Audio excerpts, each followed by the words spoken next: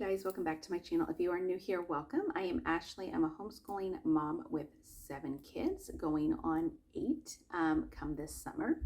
I wanted to do kind of an updated video on as we are coming towards the end of the school year, but are we? Is the question actually.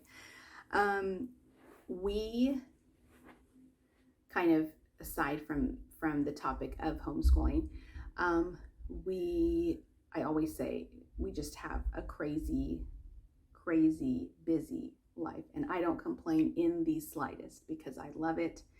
I thrive on it. But with that being said, there's a lot of things that I have to juggle, and a lot of things that some things get pushed to the back burner. Some things plans that I had don't always come to fruition because of how crazy life is and how like randomly things can happen within our lives. So just kind of on a side note, we just had so many things this past month, I guess. So it is mid-April now. And typically I like to be done before Memorial Day. Last year I had one of my kids that kind of carried on past Labor Day, and that was fine because they kind of worked on stuff while we were driving for a trip and stuff like that. On the note of trips, we probably will not take a large trip this summer like we usually do. I am due beginning of August, but probably July is when I will have this baby. And my oldest is going to be doing his 4th degree test in another city in our state. And so that is literally probably right around the time that I historically go into labor, but I'm going to try my hardest to be there. He will go regardless, but I am going to try my hardest to be there. So that is kind of my focus right now. But we have just had a lot of stuff just going on to where I just don't think it's not going to be feasible to do a large trip.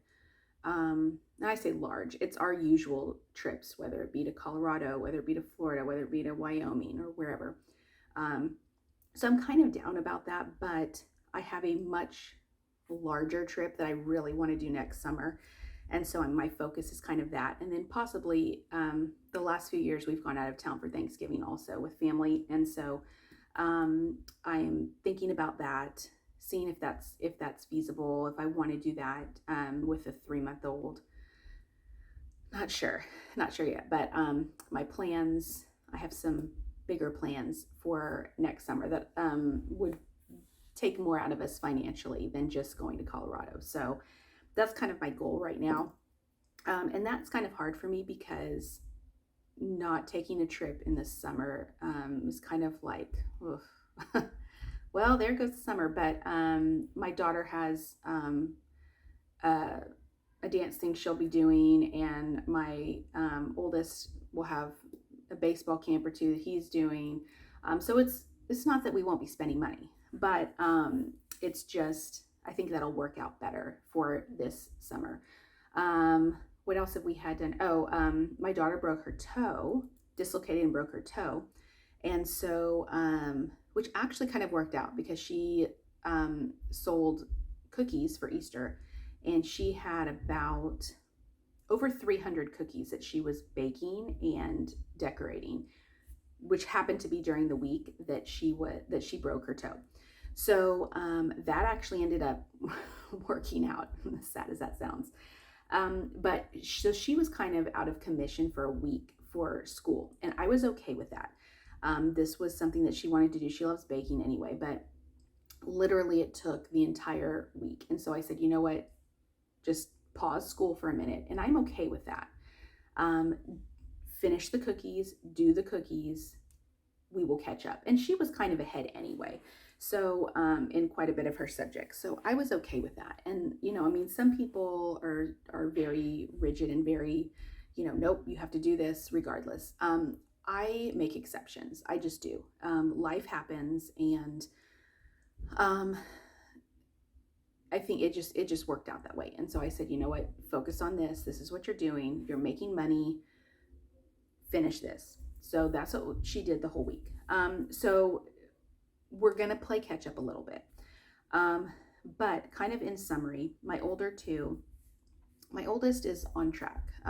He, like I said, he is very self-sufficient. I help him with math quite a bit, and check that and make sure we're doing that and know what we're doing. But I don't typically have to make sure that he is on track. He recognizes whether or not he's on track or not, and he wants to be finished when he's finished. Like, he wants to be finished early. So he will do his very best, and I don't have to worry about that at all. He finished actually vocabulary at least a month ago, I think. He finished vocabulary very quickly. So, and he doesn't have handwriting anymore. And so really language arts and math are the only two things that he's doing right now. I still do the history, which I will go over that as well. I will do an update video on that, how that's going. But we do that as just kind of read aloud with my older two. So I will do a video on that, a separate video, but he is pretty much on track. My fifth grader, pretty much, I think on track. We might be going a little bit over. You know, it is what it is. Like I said, life happens, and I am not married to the fact of finishing on a particular day. I like to finish on a particular day, but we did start a little bit later this past year. So my goal this past year was to start after Labor Day, but we actually ended up starting on one of my other kids' birthdays, which was a few days before Labor Day. And so we just went ahead and started just randomly, but it was still about a month off from when we normally start. So that kind of set us back a little bit, but I was okay with that. We had a little bit longer summer, and that was fine. My second grader, she has been reading amazingly. She is on track with language arts. So is my first grader. I literally have to think about that, guys. That's how many kids I have. My first grader. So I have mentioned before that my first grader and my second grader are doing the Good and the Beautiful language arts a level below, but that is the perfect sweet spot for them. So they are reading great. My first grader, who I really thought, is he ever going to read, is reading. So we are on track with that. The only thing that I'm worried about is math. I will do curriculum videos and what I'm thinking for each grade separately, but we switched from the Good and the Beautiful to Horizons Math, and I'm really not even sure that I love that.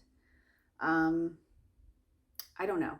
I think it's too much like do your own thing. I don't think there's enough teaching in Horizons. Not that I need a teacher's manual necessarily, but I need like a guide, more of a guideline, more of a step-by-step, like this is what I want, this is what each day. And maybe a better way to explain things to where they get it, because sometimes I assume that they know things automatically and they don't. And then I'm not sure how to explain it because they learn differently and they absorb information differently. And I don't know, it's just all kind of blending together for their math. And so I'm not sure that I love Horizons. So that is going to be one of the things that I research a little bit more on. Do I continue with book 2? Because there are 2 books with Horizons Math. Do I continue with that and just let them go through the summer? What do I do? I'm not sure. My pre-K-er that is going to be in kindergarten, I will go over that, like I said, in a separate video, but he just kind of goes with the flow. He just kind of, you know, does his own workbooks, and he loves his workbooks, and we do the alphabet and we make sure we know things. And he's pretty, you know, he likes to be told what to do, like, okay, sit down and do this page and this page and this page. But he does it well. He traces well. He writes well. He likes his handwriting. He likes workbooks. So we're going to see how that goes. I have plans for him for next year, but like I said, I will do that in a separate video. And I will still be only doing 5. Yes, he's my 5th, so I will still only be doing 5 because my next kiddo, well, my next kiddo will be 4, but she doesn't turn 4 until September, beginning of September. And so I don't remember the cutoff, but I don't know. We'll see. I'm going to play her by ear and see. I don't want to push her, so I will probably wait until she is newly 5. I don't know. I will do something with her, schoolwork wise, but I just don't know what. So that's that. So I have a lot of decisions to make for my younger kids. I am focusing a lot on my older kid because it's high school coming up, and so that's kind of where my headspace is right now. But I can't forget that I have 4 others that I'm going to be working with. So I have to really kind of sit down and look at what is working and what's not with them. For summer, summer plans, I typically will have them do like workbooks or something in the summer, or work on workbooks, or do something before, they play. But I might just, for them, for math at least, I might just have my younger kids do, finish up their math through the summer, and that'll be like their workbook. As you get into the older grades and high school and middle school, even maybe upper middle school, you don't really have many workbook options. And that's fine, because at that age, just read, just sit and read, take some quiet time, read, get your mind going.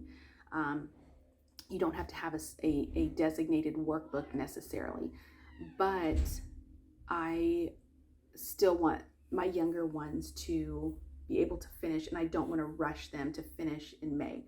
So they might technically finish and just use their math curriculum as their workbook for the summer, and then just do, obviously, I want to keep up with reading. I'm such a stickler on math and language arts being the 2 most important, primarily language arts. And so I am really not super strict about the other subjects.